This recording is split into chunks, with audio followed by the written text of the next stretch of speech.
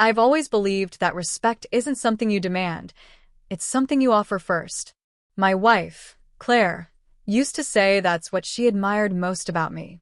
I never tried to control her or question her choices. She was driven, intelligent, and well-respected at her marketing firm. I was genuinely proud of her. When she invited me to her company's annual party, I didn't think much of it. I'd been before. Polite chatter, glasses clinking, laughter that always sounded a bit too rehearsed. But that night, something felt different. Claire spent more time getting ready. The red dress she wore was new to me. Elegant, bold, the kind that drew every eye in the room, including mine. I told her she looked beautiful. She smiled faintly, distracted, murmuring a soft thank you as she adjusted her hair again and again. At the hotel ballroom, she seemed to shine brighter than usual. Everyone from her team came up to praise her recent presentation. Among them was one man who stood out, tall, confident, perfectly groomed. His name was Ryan, a senior associate. He hovered too close when talking to her, his hand resting on her back longer than necessary. Claire introduced us with a cheerful tone. "Ryan, this is my husband, Daniel." He offered his hand with a small smirk. "Ah, the famous Daniel. I've heard a lot about you." "Good things, I hope," I said, shaking his hand firmly. "Of course," he replied, though his tone carried something else, a quiet arrogance. His eyes said what his words didn't. "I take what I want." I ignored it for the moment. Throughout the night, I watched him orbit her, leaning in close, whispering jokes, refilling her drink before she even noticed. When I questioned Claire later, she laughed softly and said, "He's just friendly." I wanted to believe her. But there's a certain way a man looks at another man's wife, a line only men recognize. And Ryan crossed it every time his gaze lingered too long. By the second hour, the atmosphere had loosened. The music grew louder, laughter rougher. I stood by the bar, talking to a few of her coworkers, though my eyes stayed fixed on the dance floor, where Ryan had taken Claire's hand and pulled her into a slow, teasing spin. She tried to pull away, but he didn't let go immediately. That was when our eyes met, mine and his. He didn't flinch. He held that same smug grin, as if daring me to react. I didn't. Not yet. I just watched, calm, composed. The kind of calm that hides a storm behind the eyes. Later, while Claire went to the restroom, Ryan approached the bar beside me. He ordered a drink, glanced my way, and said, "She's a great woman. You're a lucky guy." "I am," I replied quietly, meeting his gaze. "That's why I take it personally when someone forgets she's married." He smirked, swirling his glass. "Relax, man. It's just a party. We're all friends here." I smiled faintly. "Sure. Just remember, real friends know where the line is." He chuckled. "Lines are subjective."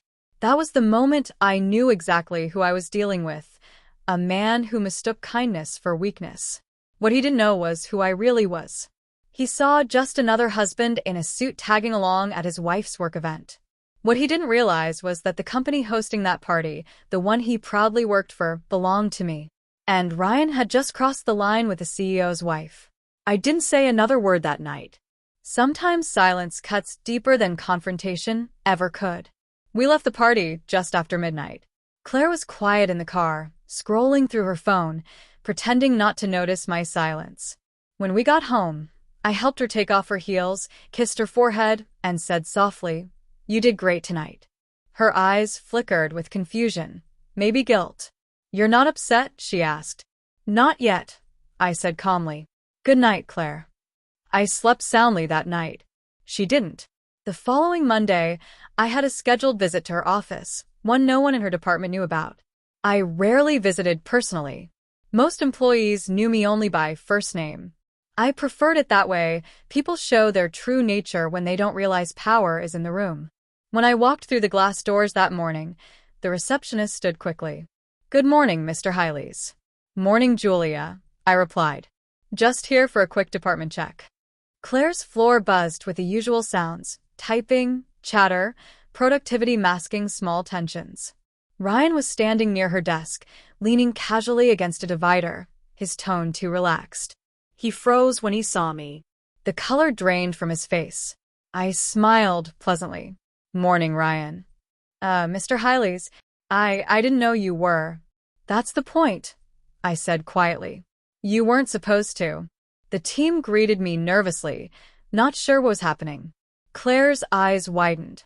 She'd known I had business holdings, but not that this firm was one of them. The shock on her face said everything. I spent half an hour walking the floor, asking questions, speaking to managers. When I returned, I stopped at Ryan's desk. Could you step into my office? He followed, his fake confidence fading. Once the door shut, I turned to him. You said lines are subjective. I began. In business, in ethics, in marriage, that kind of thinking destroys people. Sir, I didn't mean any disrespect. You did. I cut in. You just didn't expect the consequences to show up in a suit on Monday morning. He swallowed hard. I handed him a folder. Inside is your severance package, 2 weeks' pay, and a non-disclosure clause. You'll sign it before you leave. His jaw tightened. You're firing me over a misunderstanding? No, I said softly. I'm firing you because you failed to understand boundaries. And in this company, that's non-negotiable. He glared. You're doing this because you're insecure about your wife. I smiled. No, Ryan. I'm doing this because I respect her and myself. He left in silence. The click of the door sounded like closure. A few minutes later, Claire came in, pale and shaken. You own this place? For 5 years now, I said. Why didn't you tell me? I wanted you to build your own name here. And you did. I paused.